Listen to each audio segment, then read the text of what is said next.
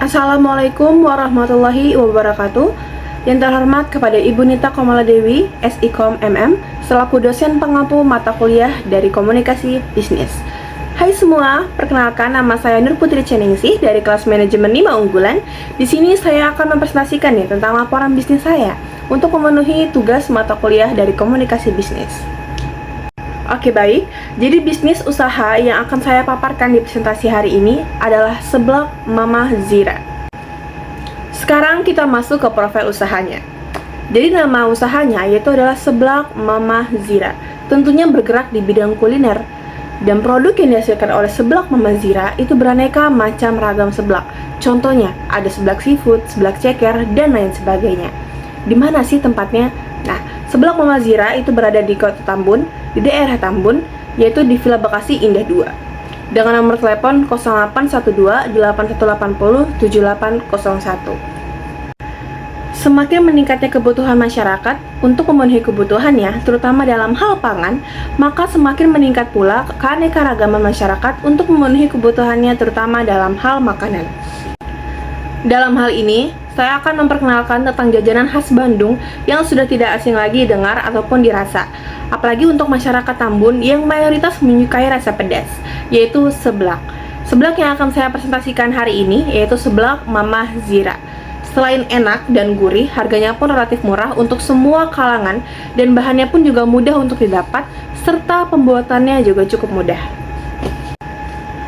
Berikutnya adalah komponen produk yang ada di Seblak Mama Zira. Yang pertama itu ada kerupuk seblak.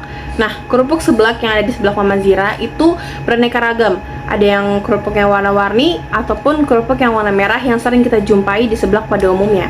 Lalu ada sayuran. Nah, sayuran yang ada di Seblak Mama Zira itu biasanya tentunya ada sawi atau kol dan lain sebagainya. Lalu ada bumbu dan rempah-rempah pastinya. Kemudian ada daging. Nah, daging yang ada di Seblak Mama Zira itu bisa berupa sosis merah ataupun kornet, bisa disesuaikan oleh selera pembeli. Lalu ada kaldu atau kuah. Tentunya ada minyak dan telur, dan yang terakhir ada bahan pelengkap. Nah, jadi bahan pelengkapnya ini adalah topping yang bisa kalian pilih sesuai dengan selera yang kalian inginkan. Kemudian kita masuk ke target pasar dari Seblak Mama Zira. Nah, Seblak Mama Zira ini tentunya diperuntukkan untuk orang-orang yang ada di wilayah Tambun dan sekitarnya. Dan untuk gender yang pastinya perempuan dan laki-laki pun dapat menikmati Seblak Mama Zira. Namun, secara umum, Seblak Mama Zira ini dapat menargetkan segmen pasar seperti berikut ini. Yang pertama, untuk pecinta makanan pedas. Nah, Seblak Mama Zira ini memang cocok banget untuk orang-orang yang mempunyai level pedas yang tinggi. Itu bisa banget cobain Seblak Mama Zira. Namun yang kedua, itu ada untuk remaja dan para mahasiswa. Jadi Seblak Mama Zira ini mempunyai cita rasa yang unik, yang pas dan cocok untuk para remaja dan mahasiswa. Lalu yang ketiga, itu untuk pecinta makanan street food. Ini sangat cocok untuk dicoba Seblak Mama Zira karena mempunyai cita rasa yang unik dan bervariasi. Lalu untuk orang-orang yang menyukai hidangan gurih dan berbumbu, karena Seblak Mama Zira ini tentunya terkenal karena mempunyai bumbu-bumbu rempah yang sangat banyak gitu. Jadi sangat cocok untuk orang-orang yang memang menyukai hidangan yang berbumbu. Nah, lalu untuk pecinta makanan fusion. Nah, pecinta makanan fusion itu adalah makanan yang menggabungkan beberapa resep sehingga menjadi cita rasa yang unik yang sangat cocok untuk dicoba. Lalu Seblak Mama Zira ini menargetkan pasar untuk orang-orang yang memang pengen mengaksesnya itu melalui online. Nah, ini bisa banget Seblak Mama Zira diakses secara online. Oke baik, selanjutnya kita masuk ke analisis SWOT dari Seblak Mama Zira. Sekarang kita masuk ke analisis SWOT yang pertama, yaitu kekuatan atau strength dari Seblak Mama Zira. Yang pertama, itu mempunyai cita rasa yang khas. Jadi, Seblak Mama Zira ini mempunyai cita rasa yang khas dan unik, dan ini dapat menjadi daya tarik utama bagi pelanggan yang menyukai hidangan pedas dan berbumbu. Lalu yang kedua, itu keunikan produk. Jadi, Seblak Mama Zira ini menawarkan atau mempunyai variasi menu yang membuat pelanggan pun tidak bosan untuk membelinya. Lalu yang ketiga, itu mempunyai lokasi yang strategis. Nah, Seblak Mama Zira ini pastinya bertentukan atau berletakan di lokasi yang sangat strategis, dan ini dapat meningkatkan visibilitas dan aksesibilitasnya. Lalu yang terakhir itu harganya terjangkau. Nah, seblak Mamazira ini menawarkan harga yang terjangkau dan ini juga menjadi kekuatan untuk mereka menarik pelanggan dari berbagai lapisan masyarakat. Selanjutnya kita masuk ke analisis SWOT yang kedua, yaitu kelemahan atau weakness dari seblak Mamazira. Baik, yang pertama itu ketergantungan pada bahan baku yang tertentu. Maksudnya apa sih? Jadi seblak Mamazira ini bisa dikatakan sangat bergantung pada bahan baku yang tertentu yang memang sangat sulit ditemukan dan dapat berfluktuasi pada harga. Lalu yang kedua, tergantung pada musim atau tren. Jika kepopuleran seblak Mamazira ini bergantung pada tren atau musim, maka bisnis ini akan sangat rentan pada fluktuasi permintaan oleh pelanggan. Lalu yang terakhir, kelemahan dari seblak Mamazira yaitu keterbatasan jangkauan. Nah, bisa dikatakan seblak Mamazira ini memang sangat belum cukup luas jangkauannya, sehingga banyak banget pelanggan yang memang belum dapat mencobanya. Sekarang kita masuk ke analisis SWOT yang ketiga, yaitu peluang atau opportunities dari seblak Mamazira.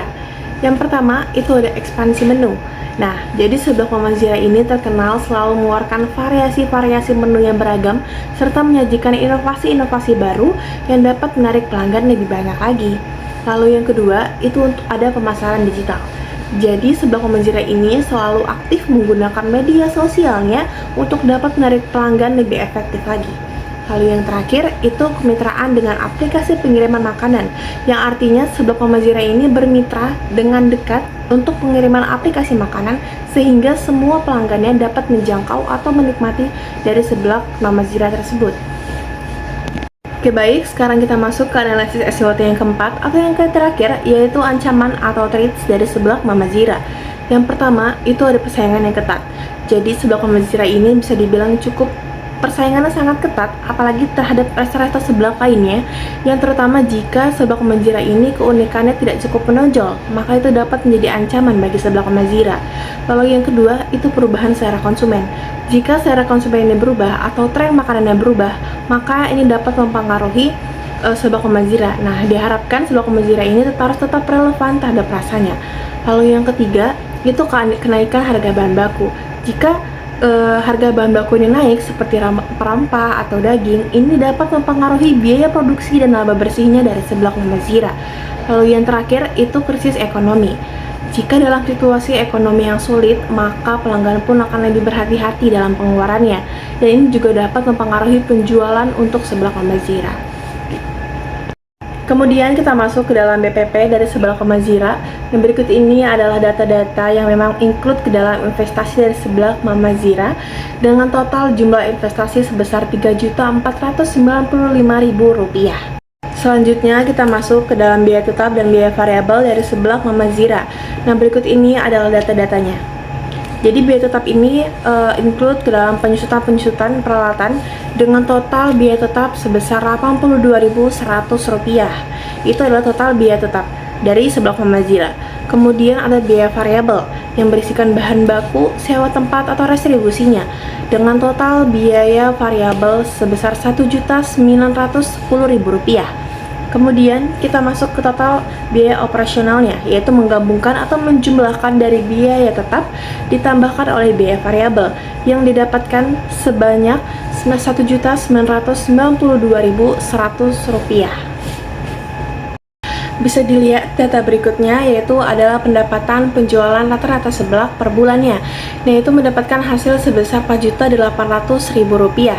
Kemudian keuntungan per bulannya ya dari seblak Mamazira yaitu mendapatkan hasil sebesar Rp2.807.900. Setelah kita menghitung pendapatan penjualan rata-rata seblak per bulannya dan keuntungannya, lalu kita masuk ke dalam lama balik modal dari penjualan seblak Mamazira, yaitu lama balik modalnya berdasarkan data berikut adalah sekitar 1 bulan lebih. Kemudian kita masuk ke dalam laporan arus kas dari seblak Mamazira pada bulan Oktober 2023. Berikut ini adalah daftar laporan arus kasnya. Bisa dilihat. Nah, yang pertama itu ada arus kas dari aktivitas operasional, yaitu dengan jumlah sebesar Rp1.416.700. Lalu ada arus kas bersih dari aktivitas pendanaan, yaitu minus Rp1.000.000. Lalu yang ketiga ada arus kas bersih dari aktivitas investasi, yaitu sebesar Rp3.495.000. lalu didapatkan kas akhirnya yaitu sebesar Rp911.700.